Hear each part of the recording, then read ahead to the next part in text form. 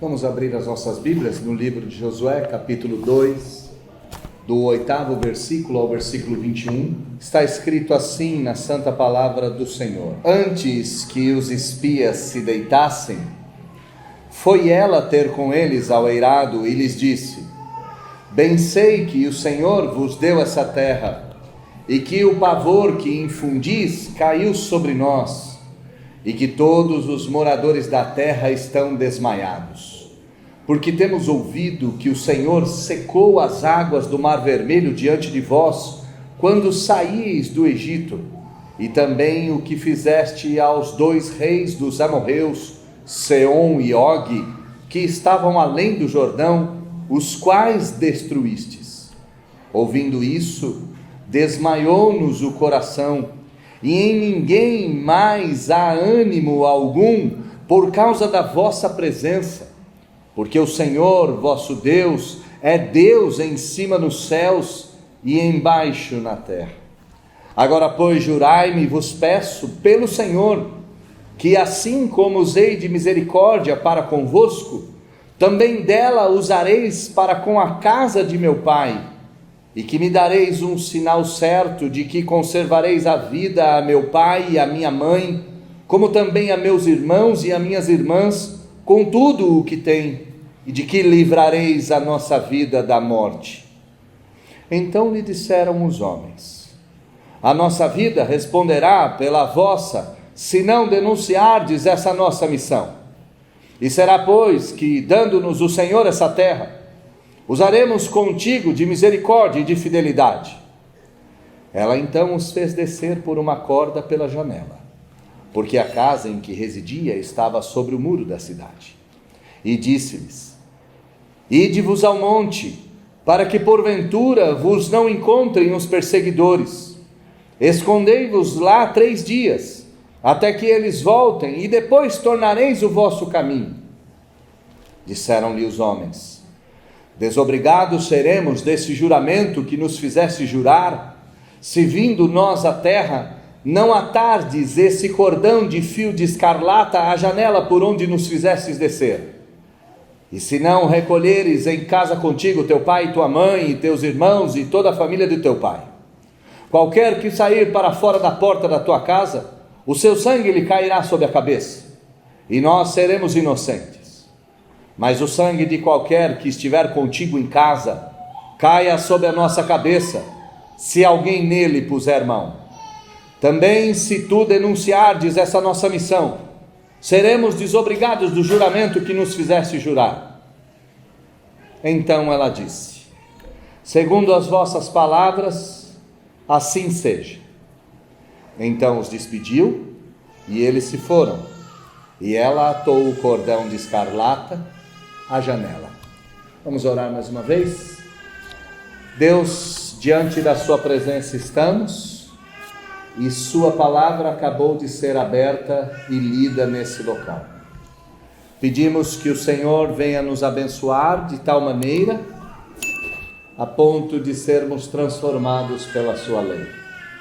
Aplique no nosso coração as lições mais profundas da sua lei, e que esta aplicação venha mover nossas mãos e pernas, nossa mente e coração em direção ao Senhor, e venha nos transformar de dentro para fora a imagem do seu Filho Jesus Cristo. Faça isso por nós e em nós, faça isso para a sua glória. É o que nós te pedimos, ó Deus bendito, e o fazemos em nome de Jesus. Amém.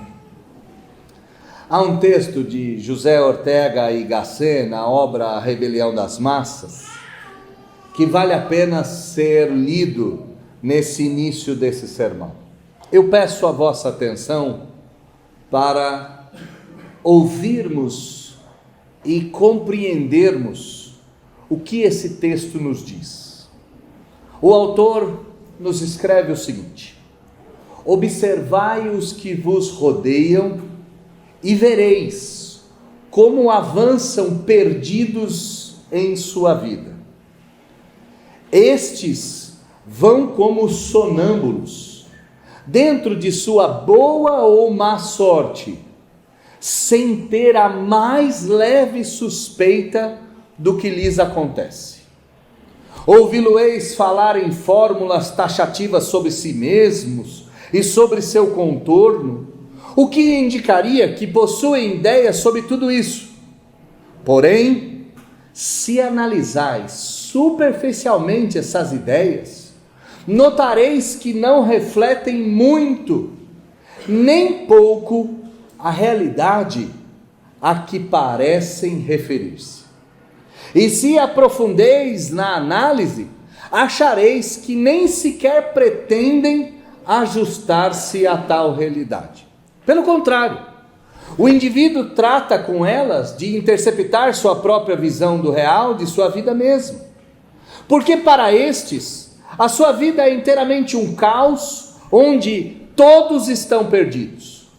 O homem até suspeita de que há um caos sobre a sua vida, mas acaba aterrorizando-se inteiramente quando se encontra com a terrível realidade.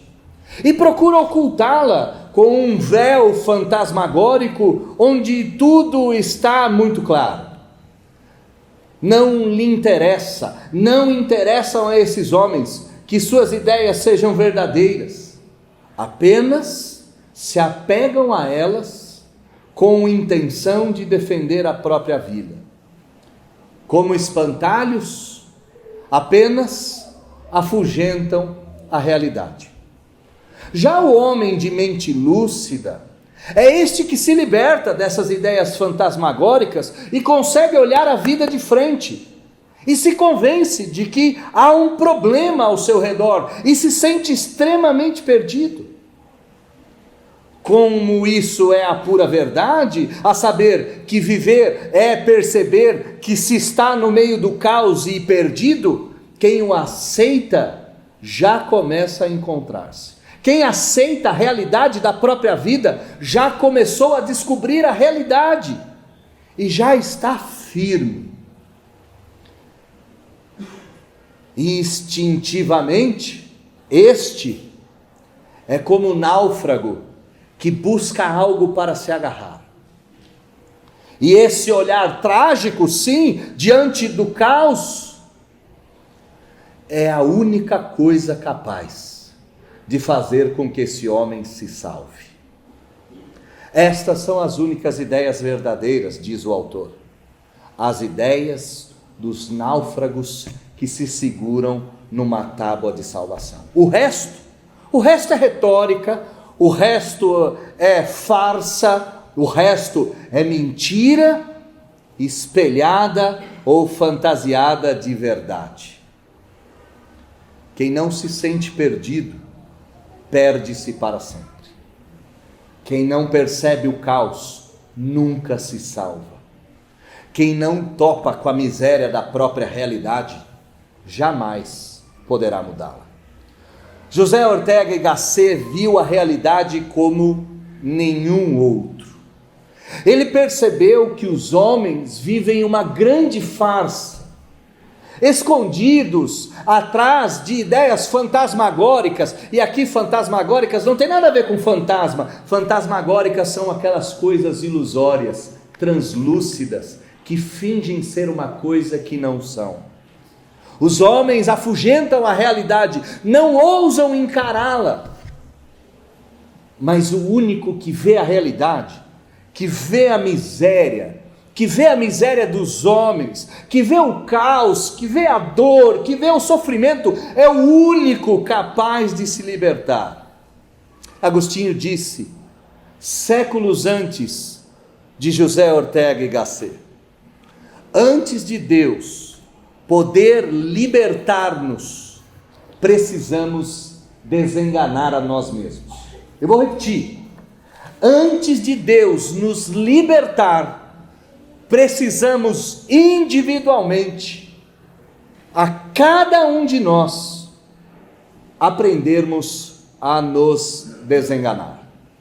O texto que nós lemos toca nesta realidade, nesta frieza, nessa crueldade do mundo, e ao mesmo tempo trata do poder de Deus. Ao mesmo tempo que o texto revela alguém que viu a realidade, o texto também nos aponta para o poder.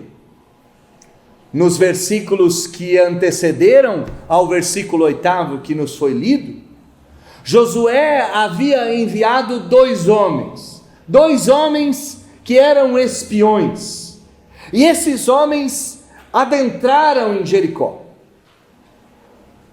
Por casualidade, como às vezes a Escritura nos diz, e nós sabemos que por intencionalidade de Deus, mas quando o autor coloca casualidade é exatamente para nós percebermos essa vida que nos surpreende. Por casualidade, eles entraram na casa de Raabe. Raabe era uma prostituta, uma mulher de vida fácil. Esses dois homens pousaram ali. Parece que Raabe tinha uma espécie de prostíbulo, com um local de pernoite e ao mesmo tempo de prazer. A notícia de que alguns homens vindos de Israel estavam dentro de Jericó rapidamente se expandiu. E o rei de Jericó foi até a casa de Raabe. Queria saber o que esses homens queriam lá. A fama dos homens de Israel já havia percorrido toda a terra, e o poder desses homens era ouvido nos quatro cantos da região. Quando os emissários do rei chegaram, Raabe os pôs no eirado, Raabe os colocou numa parte superior da casa e os escondeu lá. O rei então, através dos seus servos, perguntou: homens de Israel vieram aqui, onde eles estão? Raabe disse: eles foram embora, eles fugiram depressa, ficaram aqui só alguns minutos, eu não sei para onde eles foram, e se vocês se apressarem, talvez vocês os alcançarão logo na próxima esquina, então vamos, não fiquem mais tempo aqui, corram atrás dos invasores. Mas os homens estavam escondidos. Versículo de número 6 diz que eles estavam no eirado, diz que eles estavam atrás das canas do linho, diz que eles estavam seguros. Raabe, uma mulher esperta que havia experimentado a crueza, a miséria do mundo, num ardil, num engano, consegue colocar os perseguidores de Israel para fora. Então a nossa história começa com Raabe subindo ao eirado e indo falar com esses homens que ela havia escondido. Versículo 8: antes que os espias se deitassem, foi ela ter com eles ao eirado. E então Raabe fala com eles, e ela revela algo extraordinário, de alguém que conseguiu ver a realidade e passou do mundo das sombras para o mundo da luz. Ela revela que ela sabia que o Senhor Deus existia, e mais, que o Senhor Deus havia entregado a Israel aquela terra. Raabe vai confessar a esses homens que Deus era Senhor de todos os lugares, e que por isso o coração dela e de todos os moradores da terra haviam caído num medo terrível. Olhe comigo o versículo de número 8: bem sei que o Senhor vos deu essa terra, e por isso o pavor caiu sobre nós. O fato de Deus ser o Senhor de todas as terras fez com que nós, os moradores de Jericó, ficássemos desmaiados. Vocês nos causaram medo terrível, é o que diz Raabe àqueles homens. E não só nos causaram medo, todos nós estamos apavorados, porque ouvimos, versículo de número 10, ouvimos que o Senhor secou as águas do Mar Vermelho diante de nós. Ouvimos que o Senhor destruiu o rei dos amorreus, Seom e Og. Ouvimos as maravilhas de Deus. Irmãos, entendam algumas coisas em nome de Jesus. Não será possível experimentarmos uma transformação definitiva se não aprendermos a reconhecer o grande poder de Deus que atua sobre tudo e sobre todos.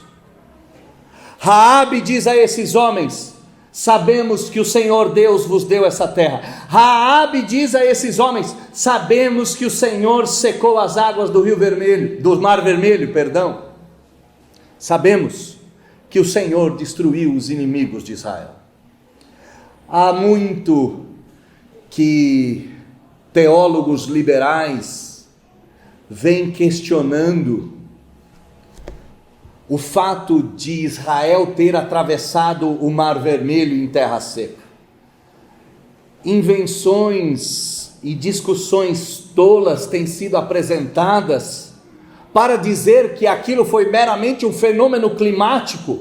A pergunta que nós temos ao olhar para esse texto: se um fenômeno climático faz com que pessoas atravessem o Mar Vermelho em terra seca, por que é que isto traria terror ao coração de todos os habitantes de Jericó?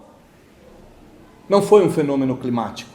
O Senhor secou as águas do Mar Vermelho. O Senhor abriu o mar. O Senhor deu essa terra. O Senhor destruiu os reis.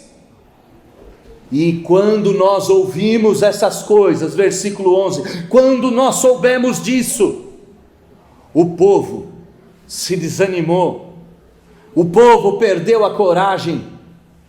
O povo, ao ouvir que Deus é Deus dos céus e da terra, que Deus é Deus de homens e mulheres, que Deus é Deus de povos e nações, ao sabermos que Deus existe, ao sabermos que Deus age, ao sabermos que Deus faz, nós nos rendemos incondicionalmente.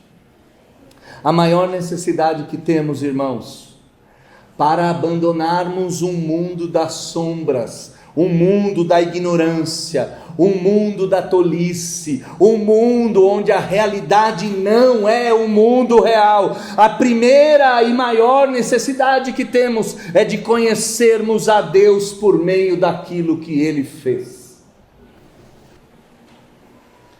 Enquanto você não conhecer as Escrituras, enquanto você não reconhecer o poder de Deus sobre os povos, o poder de Deus sobre a natureza, o poder de Deus sobre impérios, o poder de Deus sobre a geografia, enquanto você e eu não enxergarmos Deus em todos os lugares, nós nunca teremos a nossa realidade transformada. E o espetacular é que Raabe havia enxergado esse Deus. Raabe havia tocado com esse Deus. Raabe, uma mulher de vida fácil, uma mulher de um histórico terrível, havia percebido que além de si mesma há um Deus que comanda tudo e a todos. Raabe havia dado esse primeiro passo em direção ao Senhor, saindo das trevas e caminhando para a luz. E a prova maior disso não é ela se recordar dos feitos de Deus, mas a evidência de que ela cria no Senhor de forma cabal. Versículo de número 12, ela diz para os espias: agora pois jurem, vos peço, jurem pelo Senhor que criou os céus e a terra. Ela evoca um Deus que não é mais o Deus de fora, que não é mais o Deus de Israel, que não é mais o Deus do povo que saiu do Egito, mas é o Deus dela. Vos peço, jurem pelo Senhor Deus que eu conheço. Se a maior necessidade do mundo é conhecermos o poder de Deus, a segunda maior necessidade do mundo é ouvirmos a Deus, pois a fé só pode vir por meio daquilo que ouvimos. A grande necessidade do mundo é ouvir a Deus. Quem disse isso foi Albert Einstein. E ouvir a Deus, não vê-lo. Ouvir a Deus por meio da palavra pregada. Não preciso ver, mas ouvir. Ouvir a Deus é a única coisa que pode gerar e infundir fé no coração do homem. O homem em trevas percebe que está em trevas, e por perceber que está em trevas, ele reconhece a miséria de si e a grandiosidade de Deus, e ao reconhecer a grandiosidade de Deus, ouvindo dos seus feitos, este homem experimenta o poder da fé. No caso do texto, Raabe experimentou a verdadeira fé salvífica. E esta fé salvífica faz com que passemos a amar aquilo que de fato deve ser amado. Olha a continuidade do versículo de número 12. Raabe dizendo aos espias: vos peço, jurem pelo Senhor, que assim como eu usei de misericórdia para convosco, usem da mesma misericórdia para com a casa do meu pai, e me deis um sinal certo de que conservareis a vida do meu pai, a vida da minha mãe, a vida dos meus irmãos e das irmãs, a vida de toda a minha família, com tudo o que eles têm. Quando o homem percebe o poder de Deus, quando o homem ouve a palavra do Senhor e é tocado pela fé, ele passa a ser guiado pelo verdadeiro amor, pela verdadeira, por aquilo que é verdadeiramente necessário. Raabe não fez a lista dos vestidos, pouco importam os vestidos. Raabe não fez a lista dos seus bens. Raabe fez a lista dos seus amores. Ao sair do mundo das trevas, do mundo da idiotice, da ignorância e da tolice, o homem começa a percorrer o caminho da verdade, e ao percorrer o caminho da verdade, seus amores voltam a ser colocados na sua ordem correta. Primeiro a Deus. Raabe era uma mulher solteira, uma prostituta. Se ela não fosse, seria o marido dela que colocaria-se nessa ordem, mas pela ausência do marido, pai e mãe, depois de pai e mãe, irmãos e irmãs, depois de irmãos e irmãs, bens. O homem que vai para a luz, ordena os seus amores, e passa a viver com os amores em ordem. E por que eu estou dizendo isso? Porque o homem em trevas é um homem cujos amores são desordenados. Existem exemplos fáceis e exemplos difíceis de nós entendermos isso. Existem exemplos com um certo nível de humor e exemplos que são duros e cruéis. Vamos dar um exemplo cruel. Imagine que no alto da montanha tem alguém segurando um cão pela pata e segurando uma criança pela pata. E este alguém soltará ambos no mesmo momento. Pensemos que o peso e a densidade de ambos os corpos são os mesmos e eles cairão simultaneamente no mesmo local. E então alguém do mundo moderno está lá embaixo. Alguém do mundo moderno está lá debaixo desse penhasco, aguardando cair o pet e aguardando cair a criança. Quem você acha que ele salvará? As pessoas desse mundo terão dúvidas sobre salvar a criança, mas não terão a menor dúvida de salvar o animal de estimação. Neste mundo que nós vivemos em trevas, nesse mundo de ignorância, nesse mundo de tolos, nesse mundo em que os homens vivem como sonâmbulos, sem detectar o caos da própria existência e a miséria, os amores estão desordenados. Eu conheci um homem, certa feita, que era casado, e eu não lembro se sua esposa se chamava Sandra, eu não me lembro, mas alguém perguntou para ele uma coisa do tipo: você gosta da Sandra? Ele disse: muito. E logo depois perguntaram: e de salame? E a resposta dele foi: vixe, de salame eu amo. Pode parecer tolice isso, mas o mundo moderno perverteu a ordem dos amores. Esta mulher reconhece Deus. Ao reconhecer Deus, seu primeiro amor é ordenado. Ela jura e pede juramento pelo Senhor. Ela reconhece a Deus. E a partir do reconhecimento de Deus, todos os amores vão sendo colocados no lugar. Deus, marido ou mulher, filhos, pais, mães, irmãos, trabalho, bens. E esta ordem dos amores revela a realidade do mundo de Deus. Precisamos desenganar a nós mesmos para experimentarmos a liberdade de Deus. Precisamos nos agarrar na tábua de salvação como um náufrago que busca a terra seca de qualquer forma. Precisamos sair da ignorância, da escuridão, da superficialidade dessas ideias. Precisamos romper com isso.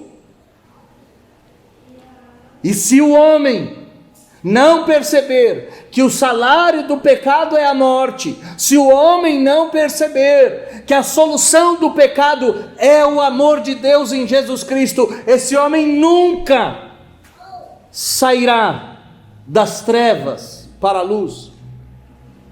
Raabe reconheceu Deus. Raabe foi tocada pela fé. A fé estabeleceu a ordem dos amores e ela aprendeu a reconhecer que a morte havia rondado a sua vida todos os dias. Ela então percebeu que por mais que ela tenha tido noites e mais noites de prazer, ela não tinha a menor suspeita de quem ela era, de onde ela vivia e daquilo que estava ali acontecendo. Ela não havia percebido,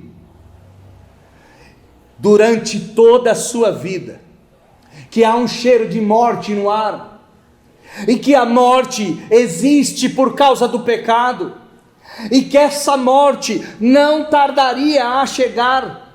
Ela bateria na porta de Raabe, mais dia ou menos dia. Raabe, enebriada pelo prazer, enfeitiçada pelos odores desse mundo, embebida nas trevas da escuridão da própria mente, da própria realidade, não havia entendido que uma das grandes necessidades da humanidade é uma profunda convicção do pecado, da morte e da destruição. Então aqui nós temos alguém que era, como José Ortega y Gasset havia dito, alguém perdido, alguém na escuridão, que sai da escuridão e vai para a luz. Reconhece Deus em todas as coisas, tem o coração transformado pela fé, ordena os seus amores e entende que o pecado é uma realidade e que somente Deus pode libertar o homem da morte que tanto o assedia. Ela faz um pedido ao povo de Deus. Ela faz um pedido a esses homens. E aqui, meus irmãos, aqui nós temos exatamente a bifurcação do texto em relação à nossa vida. Ou você é alguém que está nas trevas e vindo para a luz, ou você é alguém que já está na luz. E eu não poderia dizer que você é alguém em trevas que ainda não viu a luz, porque o fato de você estar aqui na igreja já diz muita coisa sobre o que está acontecendo com você. O fato de você estar ouvindo isso revela muito da transição, da peregrinação, do caminho que você tem percorrido, um caminho da ignorância para a lucidez, um caminho de uma realidade fantasmagórica ou suja ou ocultada para a realidade verdadeira, a realidade caótica, a realidade da dor, do sofrimento, a realidade do homem perdido que não sabe como se salvar. Então eu não coloco em questão que você está em trevas, eu acredito que não. Mas eu tenho que considerar que talvez você já tenha passado por tudo isso. Talvez você já tenha experimentado a travessia do Mar Vermelho, talvez você já tenha experimentado a saída do cativeiro para a terra prometida. Talvez você seja como os espias e não como Raabe. E se no caso você é como os espias, você precisa entender que a sua missão neste mundo em trevas é ministrar misericórdia e perdão. Olha o versículo 14. Então lhe disseram os homens falando como Raabe: a nossa vida vai responder pela sua. Se denunciardes essa missão, não temos acordo. Mas se for fiel ao Senhor, nós também seremos fiéis a Ele. Olha o versículo 14. E será, pois, que dando-nos o Senhor essa terra, usaremos contigo de misericórdia e de fidelidade. Os homens garantiram: se você não contar que estamos fazendo aqui como missionários do Senhor, se você não nos revelar, nós agiremos com você com bondade, agiremos com você com fidelidade, agiremos com você com misericórdia. A grande função da igreja, irmãos, está descrita lá em João capítulo 20, versículo 23, aqueles a quem perdoardes o pecado, ser-lhe-ão perdoados, aqueles que o retiverdes, ser-lhe-ão retidos. A grande função da igreja não é condenar o mundo, mas tirá-lo da escuridão, trazendo-o para a luz. E qual é a maneira que fazemos isso? Ministrando misericórdia e perdão. O grande objetivo do Evangelho, disse Calvino, é que homens se reconciliem com Deus. E isso só pode ser realizado pelo perdão dos pecados. Paulo nos disse que a pregação do Evangelho é o ministério da reconciliação, é o ministério do perdão, é o ministério dessa junção de homens em trevas com o Deus da luz, de homens agora transitando para a luz e sendo recebido por luz imarcessível. O principal objetivo de Deus, por meio da sua igreja, é fazer com que a igreja realize esse ministério. Não compete a nós imputar os pecados nos outros, pois o mundo em trevas faz com que as tatuagens e as marcas do pecado estejam impregnados na alma dos réprobos, na alma dos ímpios. Compete a nós sermos o ponto de diferença. Compete a nós trazermos o Evangelho da graça, o dom gratuito de Deus, a vida eterna que está em Jesus Cristo. Compete a nós perdoarmos aos homens as suas ofensas. Compete a nós perdoarmos aos homens a sua falta. Se você é aquele que está em transição, você precisa reconhecer a Deus por meio da sua palavra, ter fé no Senhor, reconhecer o pecado e ordenar os seus amores, amando a Deus sobre todas as coisas e o próximo como a ti mesmo. Mas se você já fez tudo isso, compete a você sair como espiões, sair como peregrinos, avançar nos prostíbulos desse mundo, nas cidades das trevas, e anunciar misericórdia e perdão através da fidelidade do Senhor. Se recuperarmos um espírito de evangelização, que seja doutrinariamente poderoso, mas vivencialmente misericordioso, experimentaremos o avivamento que tanto ouvimos falar nesses dias. Deus é poderoso, é bem verdade, poderoso para tirar pessoas das trevas para a luz. Ele faz isso sem sombra de dúvidas, mas a maneira ordinária pela qual Deus faz essa transição é por meio de homens que transmitem bondade, misericórdia, fidelidade, que transmitem luz, que transmitem amor ao invés de dor e trevas. Contudo, irmãos queridos, a realidade ainda se impõe. A realidade não deixa de existir. A realidade e todas essas trevas e esse caos, ela é mantida. Mesmo Raabe saindo da escuridão e indo para a luz, mesmo a igreja estando atuando na vida dessa mulher, encaminhando essa mulher para a vida transformada, a realidade da causa e o efeito, a realidade do caos, a realidade das trevas, ela se impõe. Alguém já disse em algum lugar que no fim das contas a realidade se impõe e cospe na nossa cara. Versículo 15 até o 19, a realidade aparece. Então ela os fez descer por uma corda pela janela, porque a casa que ela residia era junto do muro da cidade, e disse: vão até o monte, se escondam. Vossos perseguidores estão por aí, escondam-se por 3 dias, até que eles voltem, e depois tornem o vosso caminho. Escondam-se, pois no mundo em que vivemos, a realidade é do caos, a realidade é da perdição, a realidade é da ignorância. Não significa que pelo fato de sairmos das trevas, as trevas sairão do mundo. Não significa que pelo fato de estarmos caminhando na trilha dos peregrinos, faz com que as feras das vaidades deixem de existir, faz com que os castelos da arrogância passem a não mais atuar. Isso não é verdade. A realidade se impõe de forma nua e crua. Escondam-se, os perseguidores serão mantidos. E essa realidade não pode ser descartada nem pela igreja.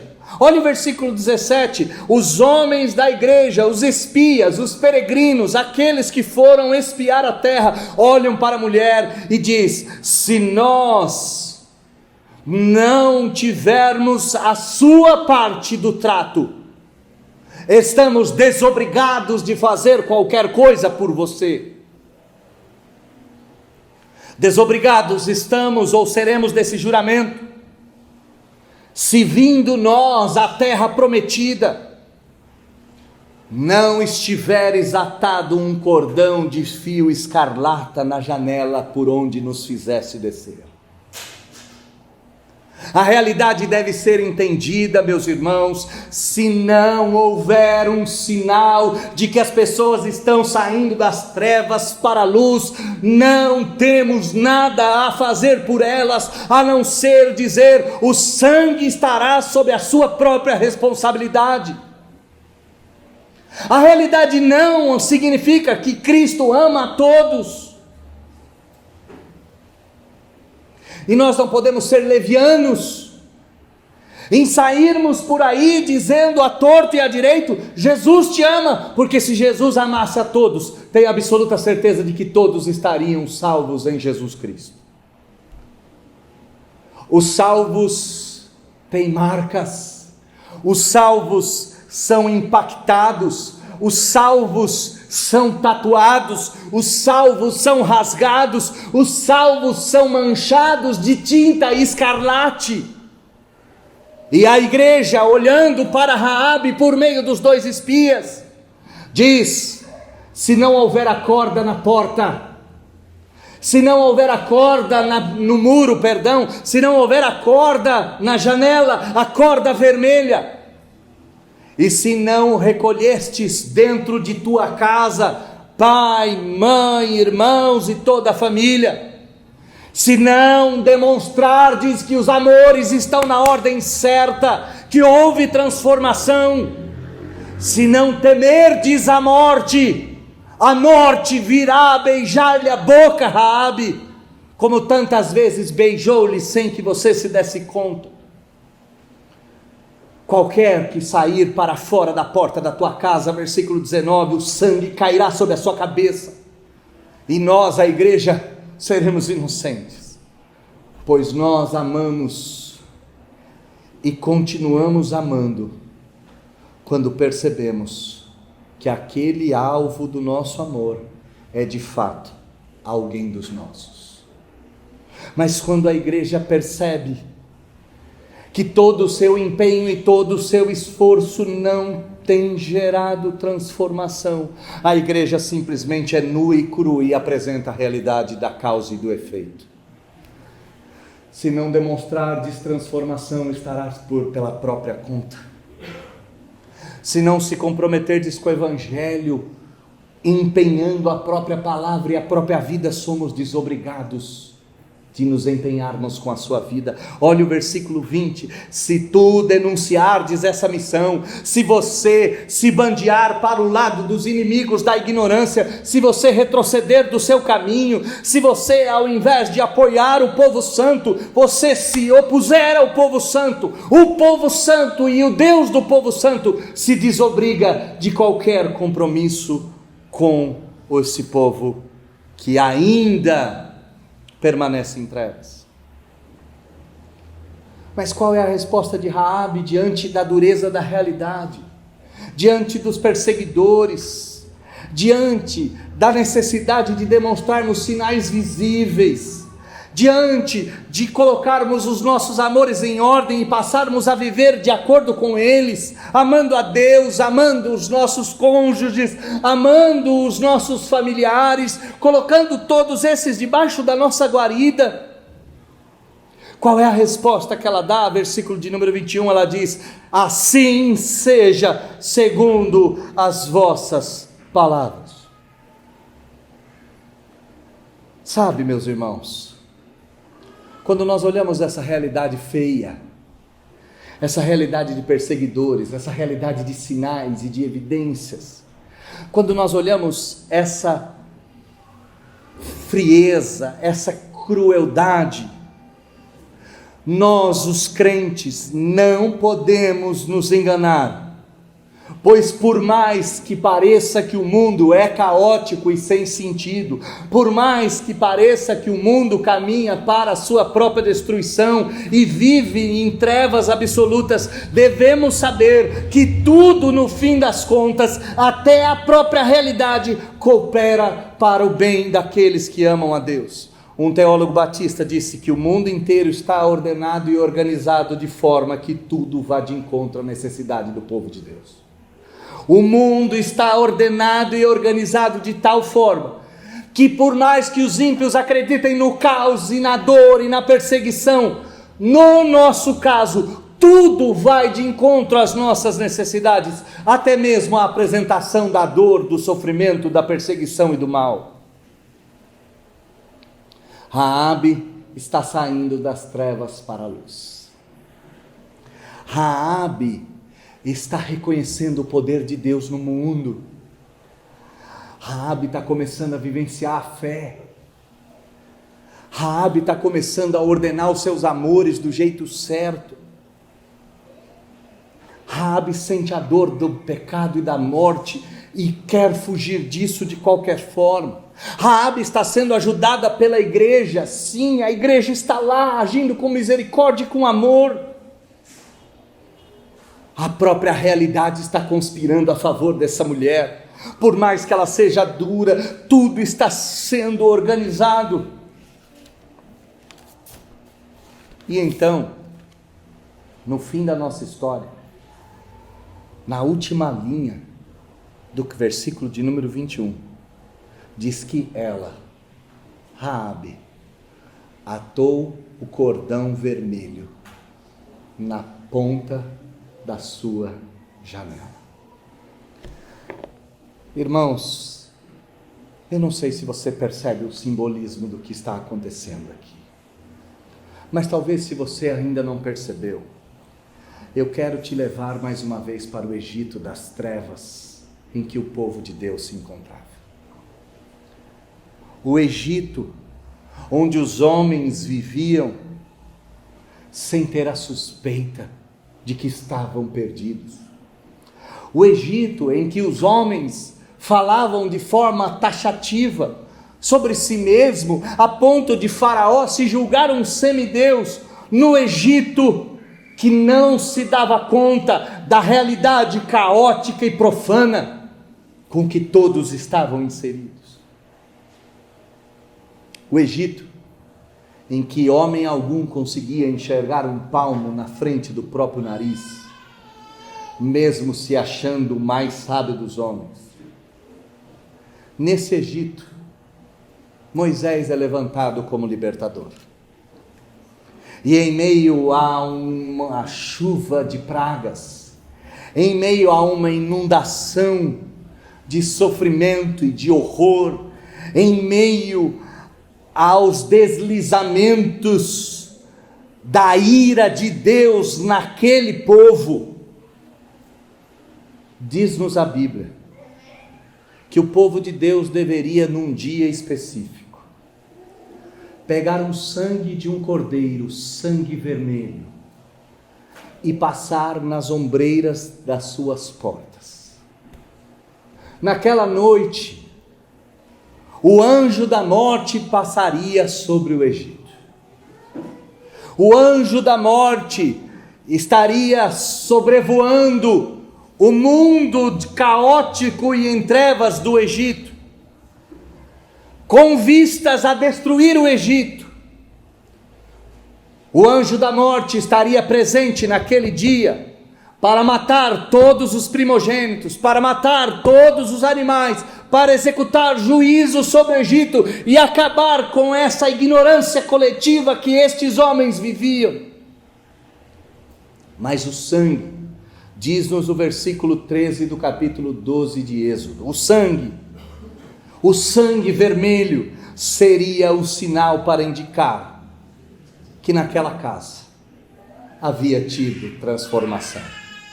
O sangue vermelho seria visto pelo anjo da morte, e a praga destruidora passaria por cima.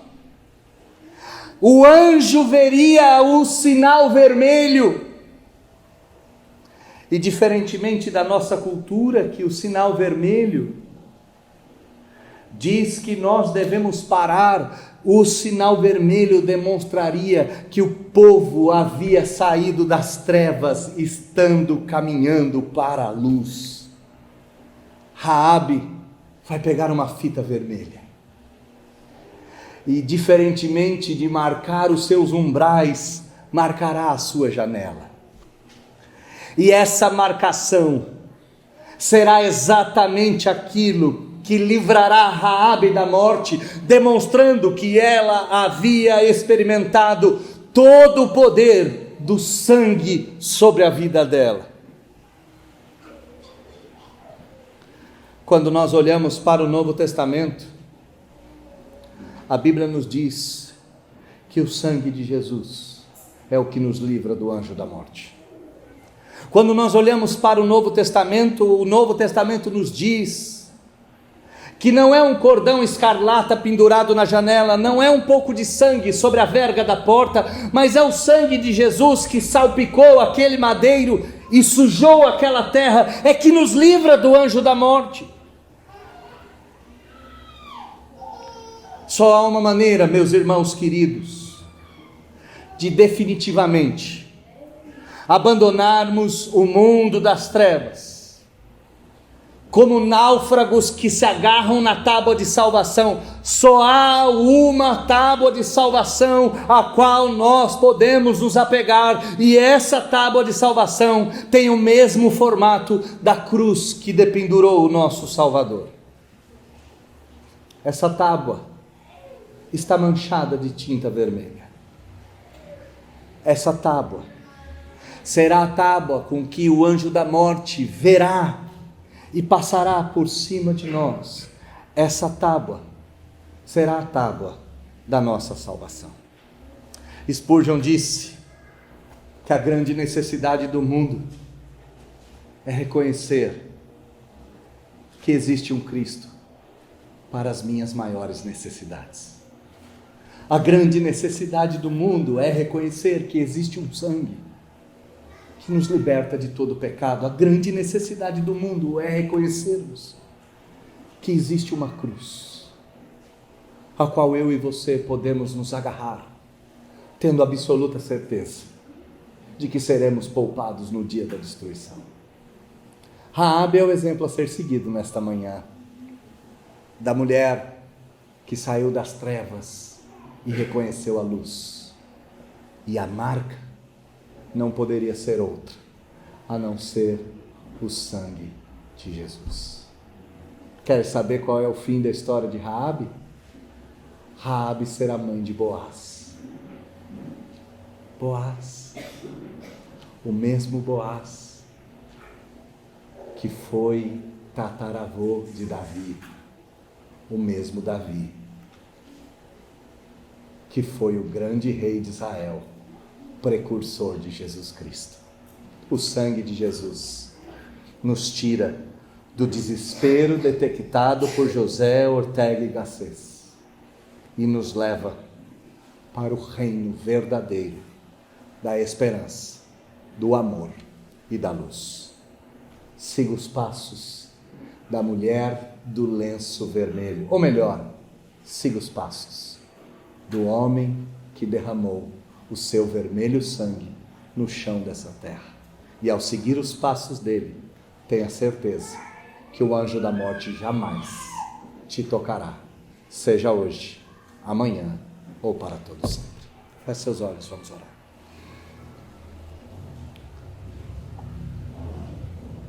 Vivemos num mundo tão obscuro, tão entrevado, tão caótico.